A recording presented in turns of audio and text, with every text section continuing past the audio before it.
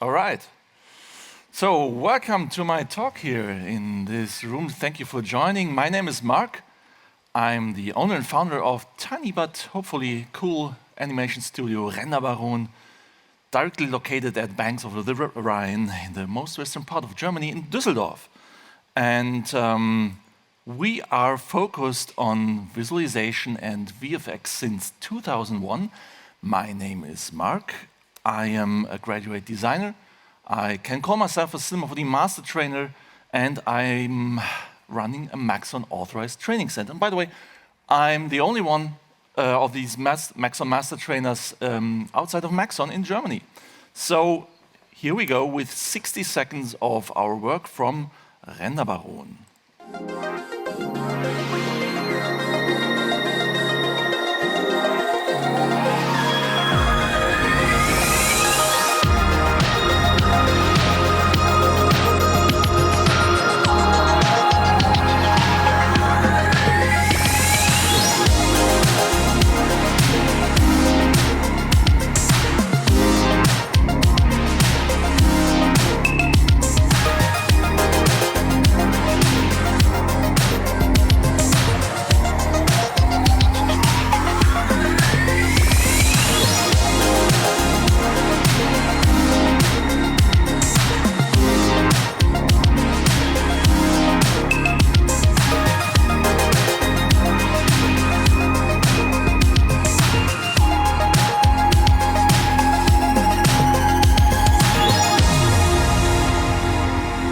This is it, the most recent, hopefully best work so far from last year. So we will deal with some newer works in the coming 40 minutes.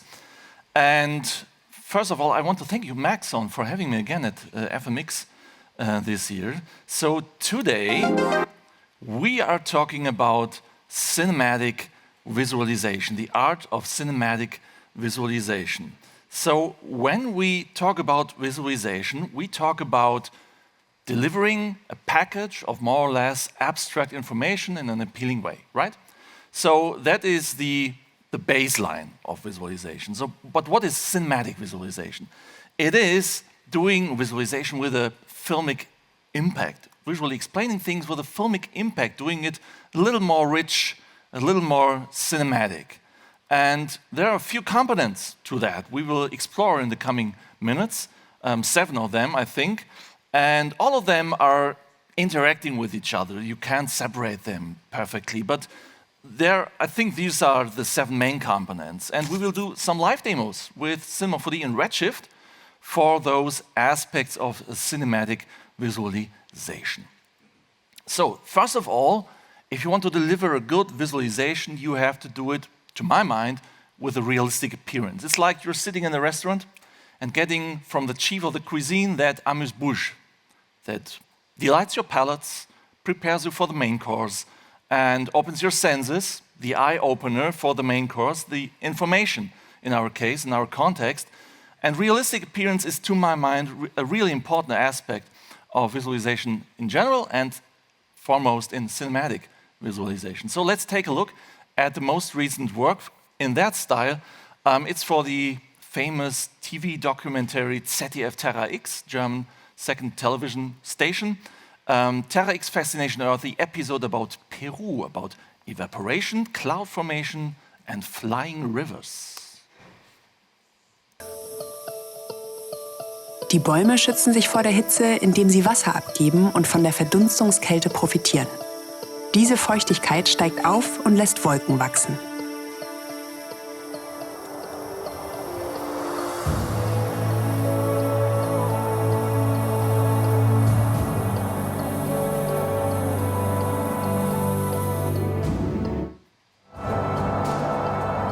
Wie ein fliegender Fluss strömt die Feuchtigkeit über dem Regenwald Richtung Anden.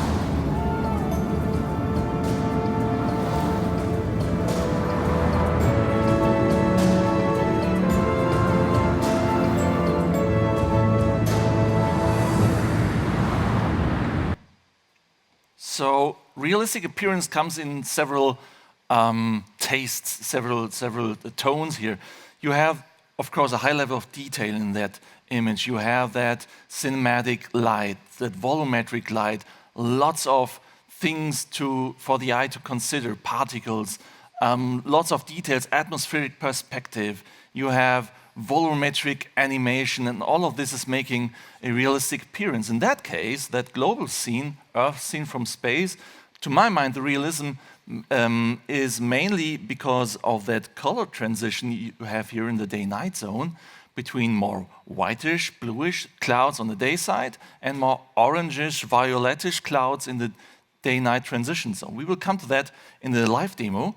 And of course, the particles do its part as well for, let's say, a cinematic look, a high-detailed look, not for the realistic appearance, but they're doing their job here, I think. So let's hop over to Cinema 4D and have a live demo.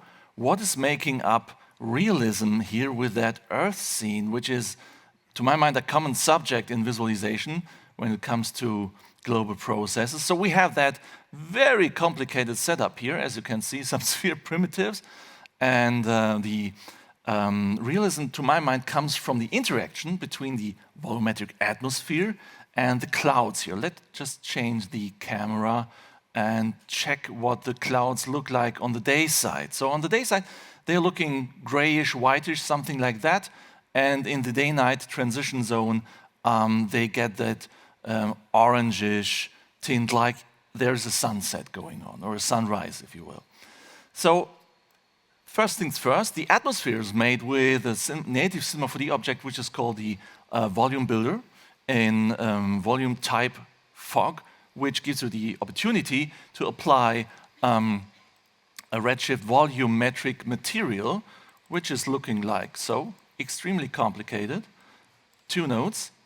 And the volume node is taking care of volume shading in the traditional way. So let me just open that up here.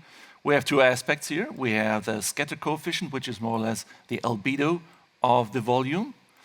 And we have the absorption coefficient, which is more or less the transparency, simplified spoken. And these 2 guys are making up the foggy, dusty, dense appearance of that atmosphere sphere, nice word, here in the scene. And you see, the volumetric nature takes care of volumetric shadows, and that is nice. The second component are the clouds. And the clouds are, of course, in that case, texture-based, heavily retouched NASA textures, and displaced with a blurred version of the texture itself. So you get a displacement, and by that, an embossed cloud object. And that embossed cloud object, together with the volumetric atmosphere, is casting that volumetric shadows. Now, what is taking care about those color shifts here? So how do I get there? Well, normally, in volumetric objects, a steeper light angle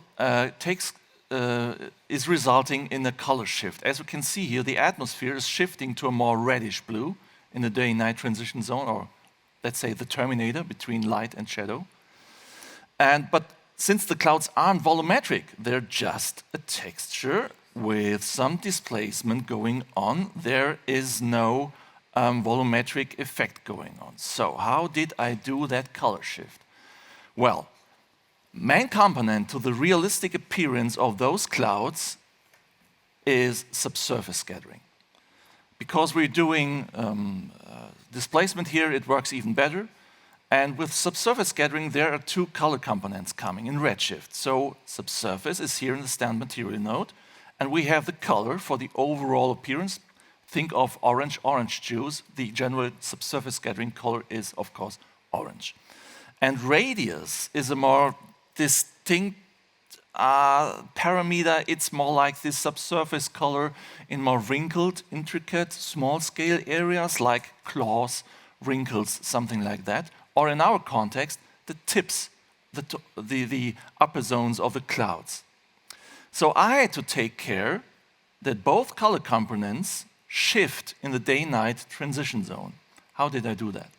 Well, I used a very dirty trick, very cheap one. Let me show that. What I did, here we have Earth in full beauty. What I did, I created, look at the viewport here, an object which I call the Terminator Area Object. And that is nothing else than a cube being subtracted from a sphere with the new Boolean object, which is available in Cinema 4D Cin's release 2025. So when I move the cube, I get an artifact-free hemisphere. That is cool because it's a new Boolean. Now, how does this trigger a color effect? Well, the answer lies in the material of the clouds. As I said, the material for the clouds has a strong subsurface scattering. And as you can see, both color parts are connected to color layers, and they're fed from a distance node. What is that? Well, distance node is something like, I think I shifted my sun. Where's my sun object? Let's go to the other camera. Well, the distance node is nothing else than an ambient occlusion on speed, maybe. It's a much more punchy, much more contrasty, much more reactive version of ambient occlusion inside Redshift, and with the advantage of a trace set list. So you can include or exclude certain objects to that ambient occlusion, that muscle version of ambient occlusion. And let me solo that for a moment. So I included only that object I recently showed you, the Terminator Area Object. And when I go back with my camera, move a little around, you see this object is triggering a distance node effect. And when I move that cube, you see, I can trigger that across the whole planet. Now, if I use that to mask a color variation from the general subsurface scattering color for the clouds, which is white, and mask an orange on top of it, I get this.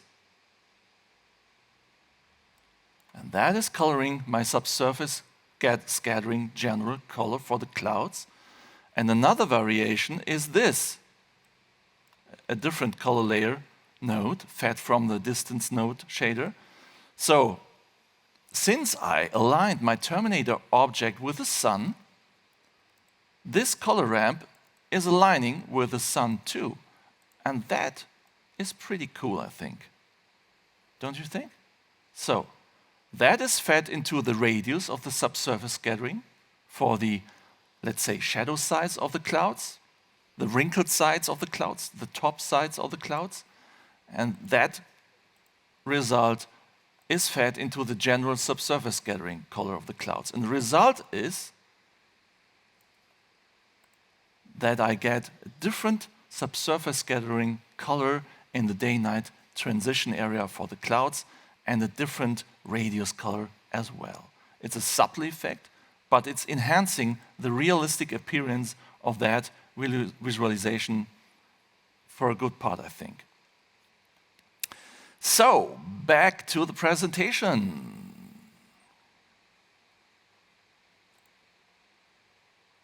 Here we go. So the next topic is, of course, a filmic camera work.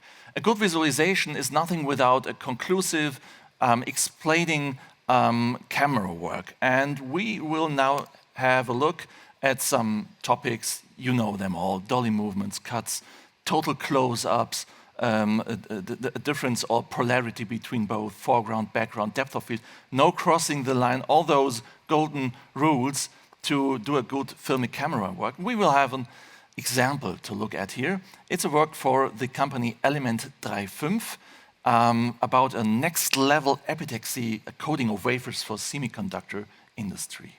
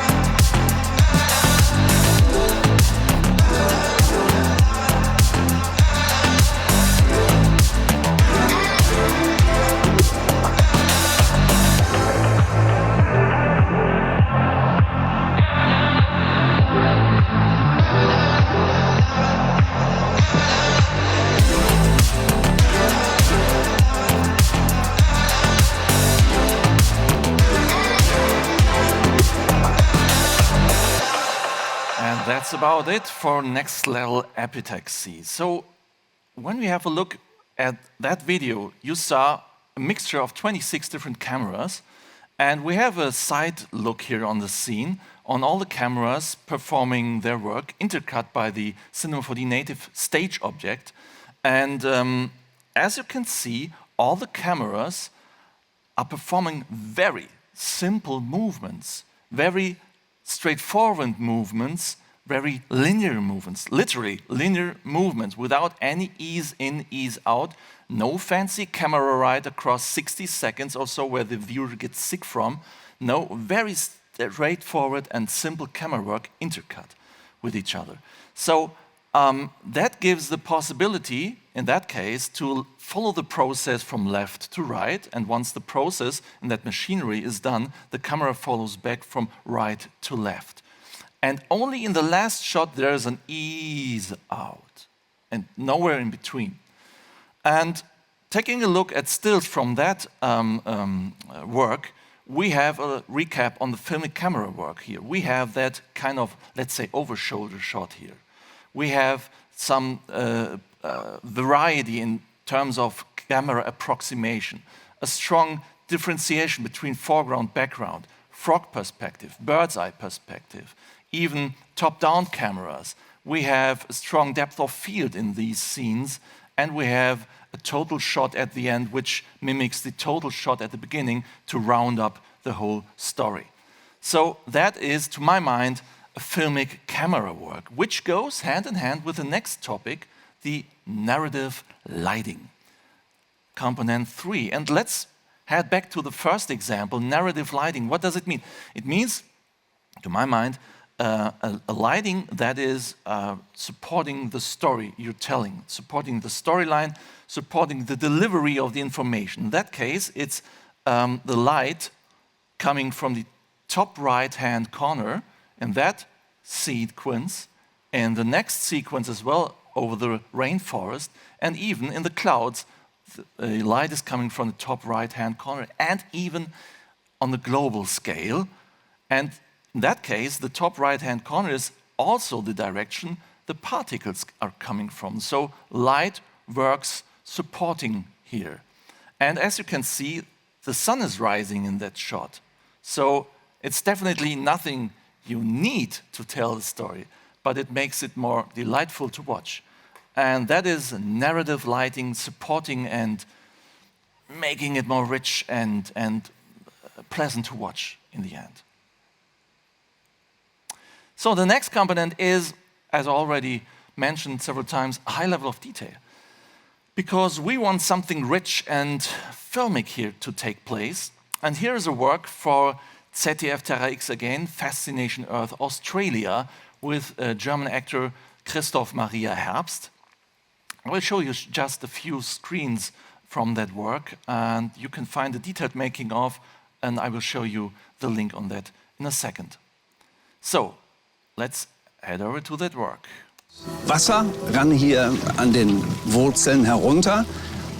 Regenwasser wusch dann den Kalk heraus und dieser Kalk versteinerte dann. Und über die Jahrtausende hat der Wind dann diese Strukturen freigelegt und ich habe sowas noch nie gesehen. Ich muss sagen, ich finde das echt bizarr. So this is basically visualization with a strong overlap to visual effects, right? So the main focus here was on the high, more or less extreme high level of detail shading-wise, and the high level of detail modeling-wise, modeled with lots and lots of Cinema 4D volume objects.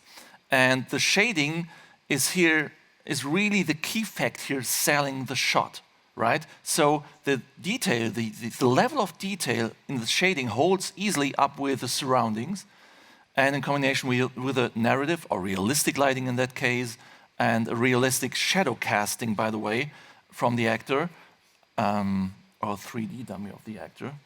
All of that gets the shot sold to the viewer. And since all of this is done procedurally, the shading work in Redshift for Cinema 4D, you can approach almost infinitely and still have more or less extreme level of detail. Okay, you can find a detailed making of that shot from IBC 2024 if you head over to my YouTube channel, youtube.com/renderburn, scan the QR code or note this URL and head for the playlist Talks and Workshops. And you can find a making of from Maxon booth at IBC 2024. Okay.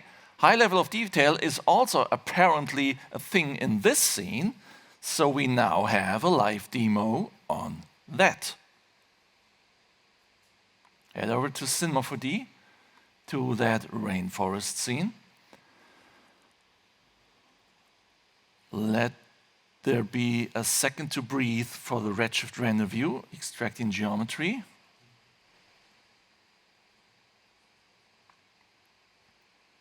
Got it.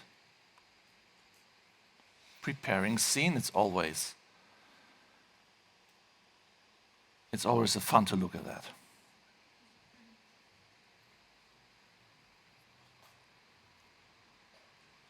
Okay, here we are, over the rainforest in Peru. And well, as you can see in the viewport, there's something with scattering going on in that scene. So we have a terrain here, which is nothing else but a high-res plane object, primitive, displaced with some noises, or just one noise, I think, with a displaced deformer. And that is my terrain. And there are some mountains in the background as well. Okay, so next step is to scatter objects across that terrain. And in that scene, I used a combination of a Cinema 4D native matrix scatter object, which is just like the MoGraph cloner, but it's not actually cloning things, it's just spreading, let's say, substitutes for things, simplified spoken. And then a Redshift object tag in tab particles, difficult term, takes care of the actual scattering of objects. So for the trees, it's looking like so. We have that mattress here. We have that list here, the custom objects list. We have that 3 objects in there. And by that, it gets spread across the landscape. And now you might wonder, wait a minute. This is live, right? And that's a laptop. So this is a 4090 mobile in here. And still, if I can move in here and maybe inspect that flapping bird here over the rainforest. By the way, did you notice them in the shot? So they were flapping over the rainforest. And you can move to the hill over here and inspect that. Maybe head over here to the next section of the landscape. Maybe head down to ground level and still see there is something going on with plants on the ground. We got a little too deep in there, but come on, hey, this is almost ground level of a rainforest scene we are hovering over. And if I take it to the max and scroll through the hills in the background, there's still forest going on. Come on, this is fascinating, people. So I can tell that because only in 2021 I transitioned from good old standard and physical render in Cinema 4D to Redshift, and something like this is like a fairy tale coming true. Come on, this is, yeah, it's cool. I love this. So that is really high level of detail, and yeah, it's helping to sell the shot definitely. So let's continue with the next aspect of cinematic visualization. I talked about the birds. Did you notice? It's introducing the unexpected. So this is definitely a thing you might consider when doing a filmic visualization. Introduce some elements that are not necessary but delight the viewer, like the sunrise over the particles on the global scene, or that flapping birds of the rainbow, or some small things that are like that amuse-bouche in the restaurant. So this is an example for that. Another work for Terra X, a fascination about Earth, about the USA, the Pando forest and the rock arches in Utah. So let's have a look. Eigentlich sind das alles nur Triebe aus einer einzigen Wurzel, die sich hier seit Zehntausenden von Jahren immer weiter ausbreitet. Aus diesem Grund sind auch alle Stämme genetisch völlig identisch. Biologisch betrachtet ist das hier also kein Wald, sondern nur ein einziger Baum. Ein einziges großes Lebewesen. Solche Bögen können entstehen, weil das Sandgestein bei Erdbewegungen Risse bekommen hat. Diese Risse werden dann durch Erosion immer breiter und tiefer. Regen und gefrierende Tropfen im Fels lassen den Sandstein dann zerbröseln und an einigen Stellen tun sich Löcher auf, die dann durch die Erosionskräfte immer größer werden. Es sind also genau die Kräfte, die die Bögen einst geschaffen haben, die sie dann irgendwann auch wieder zerstören. Okay, that was an example for introducing some unexpected element. In that case, in that aspen forest, okay, you're hovering through a forest in central perspective, but you wouldn't expect maybe that the floor suddenly fades away and giving the view free to lots of roots. And in that shot, in that side view of those rock arches, you might expect, okay, we have a side view here, the principle is shown where erosion takes place, and you might expect as well a close-up shot zooming in, showing erosion in close-up, but you might not expect, perhaps, opening that shot to a complete landscape, to a cinematic view, and together with the music, it has something to it. So that's introducing the unexpected. And talking about a filmic work, of course, compositing also plays an important role. And especially when you post-produce your valuable renderings, as I did in After Effects here, you can take care of certain aspects. So that is the raw rendering from the Peru sequence from the evaporation cooling of the tree. Here I added some glow, it's very subtle, but here I did some gradation correction for the background, some gradation correction for the foreground, the hero plant, the tree, and some volumetric lighting as well, called God rays. As you can see, it's just volumetric lighting, casting shadows through the trees from the main light direction. And we have some floaties going on. These are here, tiny, nice floaties floating around in the scene, strengthening the volumetric overall impression. And we have some, of course, lens flares. Well, talking about lens flares, then most people associate something from rendering in the 90s with that huge splotches of light directly at the camera, or maybe J.J. Abrams' Star Trek. But it's not what I'm doing here. So it's real lens flares, and that's the topic. It's also the name of a Red Giant product, Maxon Red Giant plugin for After Effects. And it is mimicking or simulating real lens systems. And it has an own separate category for smudge called Schmutz, what I like. And doing all those highly realistic unperfectness to your image, making it more analog, destroying it partly, maybe, but adding that nice touch of analog and real feel to it. And what I also like, pardon me, introducing chromatic aberration and grain, of course. So chromatic aberration takes care of that nice color fringes, aberration fringes towards the outer rims of the image, also giving the overall image a more realistic touch. Of course, particles are in place here and some particle glow, and that's it. That's the final image. So always keep in mind that the final image isn't there to be the final output for of your work. Always do compositing and upgrade your image to a filmic level. Okay, and all the aspects I just showed you, all those render layers for use in After Effects on Nuke or wherever you like, are rendered out separately from Cinema 4D with a technique which is called the take system.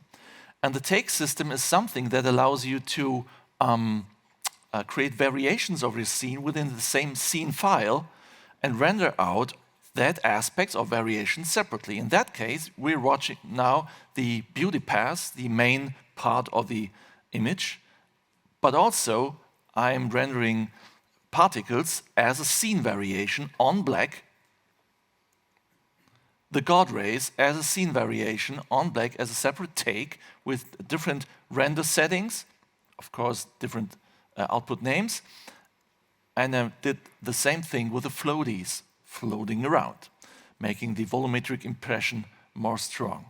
So that is everything I put together in compositing, and that's it, that's the final image. So that's about filmic compositing. And when we talk about film, we're not talking about only about a visual experience, we're also talking about the audiovisual experience. So when you have a good visualization work, which might look fine, might look realistic, have all the other aspects just I explored before, then it might still not be as impactful as if you combine it with a good track and let the editing of the shots resonate with the track. So you get an overall audiovisual experience which is more than the sum of its parts. And an example for that is that work we lately did for the company Laserline. It's about solutions for electronic components, laser welding for electric motors. Let's take a look.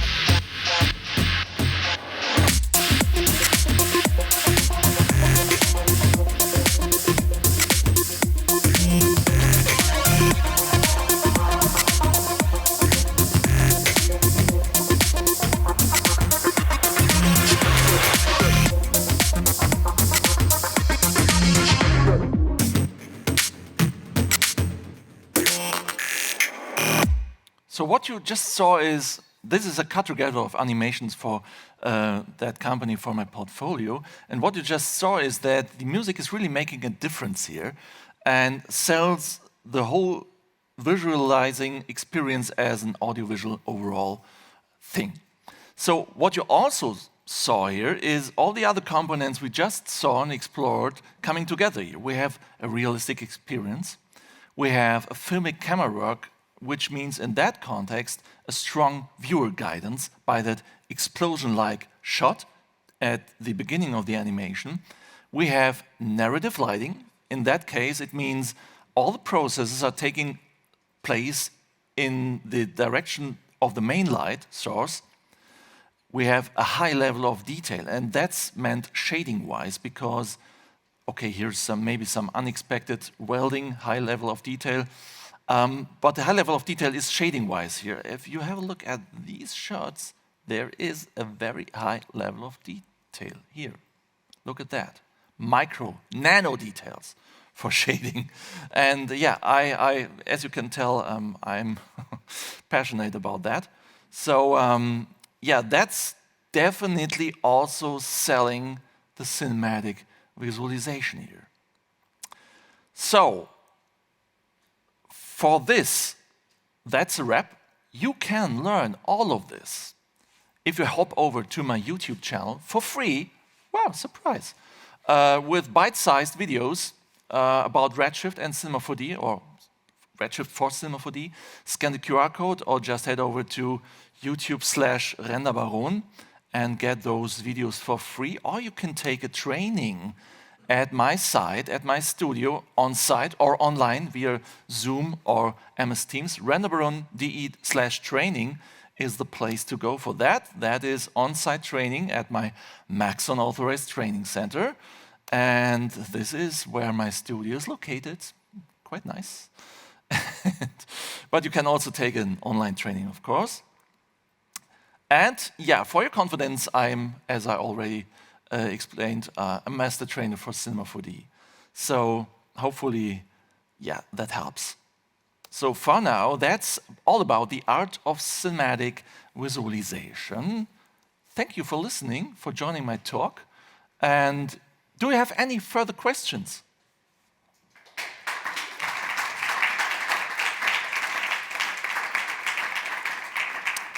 By the way, there's a chance to win a 1-year license for Maxon 1. So, any questions? Do you hire? I would like to work for you. Oh wow. The question was if I hire. In generally, yes. 99% of the work you saw, I do on my own. But there are special cases I need support, of course, so we can, of course, exchange contact. Welcome, yes. Any more questions? No questions, everyone happy? Ah, there's a... For starting in visualization, what are some tips you can give it on the way to prepare for a job? So what the question was, for a beginner in visualization, what would be a tip or something to start from? So that depends on the level you're currently at. Are you a beginner with the software, or are you a beginner with the overall creative thing? Yeah, both. So like I'm 2 years in software-wise and all of this in the world. Well, it definitely helps to have kind of an school or academic background for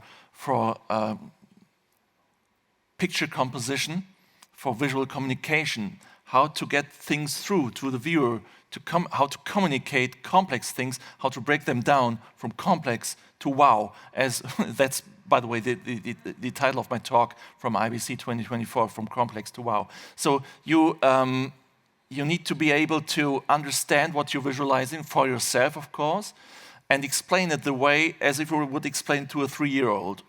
And then you have a good basis.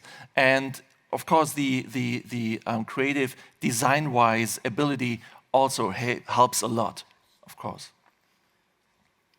So any more questions? So then it's a wrap, I think. Thank you.